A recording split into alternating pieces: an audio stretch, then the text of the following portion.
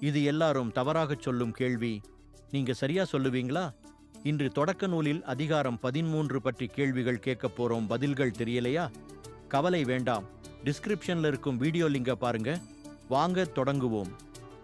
முதல் கேள்வி, ஆபிராம் மற்றும் லோத்துக்கிடையே பிரிவுக்கான முக்கிய காரணம் என்ன?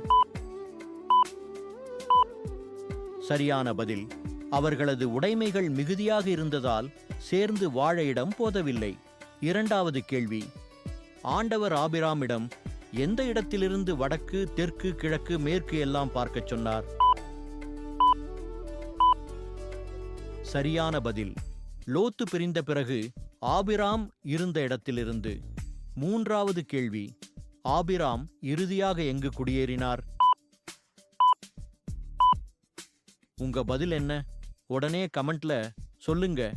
இந்த வீடியோ பிடிச்சிருந்தா லைக் பண்ணுங்க, ஷேர் பண்ணுங்க, கமெண்ட்ல பதில் சொல்லுங்க. மறக்காம சப்ஸ்கிரைப் பண்ணுங்க.